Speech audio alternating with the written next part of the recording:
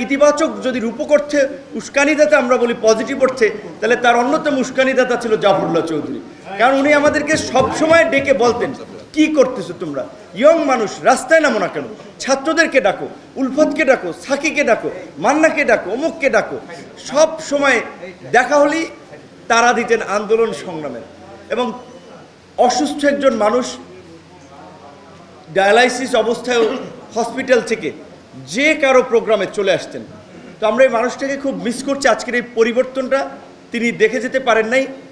বেগম খালেদা জিয়ার সৌভাগ্য যে যেই শেখ হাসিনা তাকে নির্মম নিষ্ঠুর নির্যাতন নিপীড়ন এবং তাকে এই শারীরিক অসুস্থতার দিকে ঠেলে দিয়েছে, তিনি তার পলায়ন দেখে যেতে পারছেন। এটা নিশ্চয়ই তার জন্য একটা সন্তুষ্ট। তার একটা বিখ্যাত কথা সম্ভবত ইঞ্জিনিয়ারিং ইনস্টিটিউটের প্রোগ্রামে বলেছিলেন, এই আওয়ামী লীগকে আমরা পচতে দিয়েছি, এমন পচা পচবে, এমন দুর্গন্ধ ছড়াবে যে আওয়ামী লীগ আর মানুষের কাছে গ্রহণযোগ্য থাকবে না। তো আজকে দেখেন তাই হয়েছে। যারা এই রকমের একজন, যে কোনো মানুষই এরকম একটা নেতৃত্ব পর্যায়ে থাকে, তাদের যে কিছু ভীষণ থাকে, দূরদৃষ্টি থাকে, সেটা বেগম খালেদা জিয়ার এই কথাটা প্রমাণিত। যে আজকে দেখেন সেই আওয়ামী লীগ, শেখ মুজিবের কন্যা, এত তার দাম্ভিকতা, এত অহংকার যে তিনি টেলিভিশন দিয়েছেন, তিনি 18 কোটি মানুষকে খাওয়ান, তিনি দেশ ছাড়েন না, কত দাম্ভিকতা, শেষ পর্যন্ত পালিয়েই গেলেন। তো পালিয়ে গিয়ে আবার হুমকি দিচ্ছেন নেতাকর্মীদেরকে মনোবল চাঙ্গা করার জন্য। যে না, এখন দেখছি নেতাকর্মীরা তো বলছে যে আপা আমাদেরকে রাইখা পালাই গেল, এই নেত্রীর জন্য আমরা এত কিছু করলাম, তাদের মনোবল ফিরিয়ে আনার জন্য, যে আমি যে কোনো সময় চট করে ঢুকে যেতে পারি। আবার আমাদের আজকের এই যে উপস্থাপক, তিনি তো পরিষ্কারভাবে বলছেন যে তিনি বুঝতে পারছেন যে আমরা তাকে ফিরিয়ে আনবো, ফিরিয়ে এনে জেলে আমরা তাকে ভরবো এবং তার সর্বোচ্চ শাস্তি, সেটা যদি মৃত্যুদণ্ড হয়, মৃত্যুদণ্ড কার্যকর করব। সেজন্য এখন তিনি আবার বলছেন যে আমি চলে আসবো, অর্থাৎ তাকে যে আনা হবে, কারণ তিনি তো এখন, তার কোনো পাসপোর্ট নাই, তিনি বাংলাদেশ এবং ভারতের সাথে বন্দি বিনিময় চুক্তি অনুযায়ী তিনি ওখানে যে প্রক্রিয়া আছেন, তাকে দেশে আসতে হবে। এবং এটা তো সব দলের দাবি। এখানে এবি পার্টির ফুয়াদ ভাই আছেন, এখানে আজকের প্রোগ্রামটা বিএনপির মুক্তিযোদ্ধা দলের সব মানুষই তো আমরা বারবার বলছি যে শেখ হাসিনা সহ এই আওয়ামী ফ্যাসিবাদের সাথে যারা জড়িত ছিল, তাদের বিচার করে ইতিহাসে দৃষ্টান্ত স্থাপন করতে হবে, যেন আর কেউ ফ্যাসিস্ট হওয়ার সব দুঃসাহস না দেখায়। একটা কথা, এখন অনেক কথা বলা একটু ডিফিকাল্ট, কারণ ওপেন প্ল্যাটফর্ম, সোশ্যাল মিডিয়া থাকার ফলে, বিশেষ করে আমরা যেহেতু একটু রাজনীতি করে নিজেদেরকে গড়ে তোলার চেষ্টা করছি, ছোটোখাটো কথা মানুষ সহজে বিতর্কে ফেলে দেয়, নানানভাবে একটা বিব্রতকর পরিস্থিতি তৈরি করে। এখন আমি যদি বলি, আপনারা যদি বলেন যে আওয়ামী লীগকে কি চিরতরে নিষিদ্ধ চান কিনা, আমি ব্যক্তিগতভাবে বলবো না। আমি আন্তর্জাতিক অপরাধ ট্রাইব্যুনালের খসড়া আইনে যে ধারাটি হচ্ছে যে 10 বছরের জন্য নিষিদ্ধ, আমি মনে করি 10 বছরের জন্য নিষিদ্ধ করা দরকার। চিরতরে যদি নিষিদ্ধ করেন, আওয়ামী লীগ নতুন রূপে ফিরবে।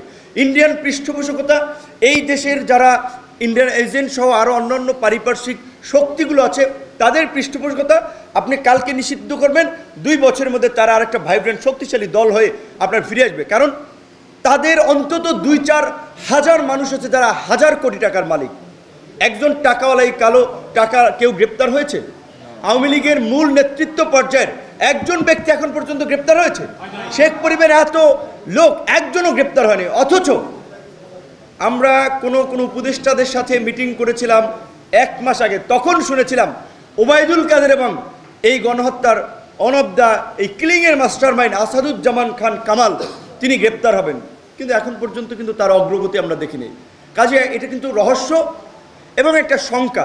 তাহলে কি আওয়ামী লীগকে পুনরায় সংগঠিত হওয়ার জন্য স্পেসটা দেওয়া হচ্ছে কিনা? কিন্তু কোশ্চেন আমাদেরকে ভাবতে হচ্ছে। দিল্লি সহ পার্শ্ববর্তী দেশের যে সমস্ত শীর্ষ সন্ত্রাসীরা পলাতক ছিল, ঢাকায় ঢুকেছে, জেলখানা থেকে শীর্ষ সন্ত্রাসীরা মুক্তি পেয়েছে। এখন তো আমাদের জন্য অনিরাপদ হয়ে যাচ্ছে এই শহর, যেটা দেখতেছি।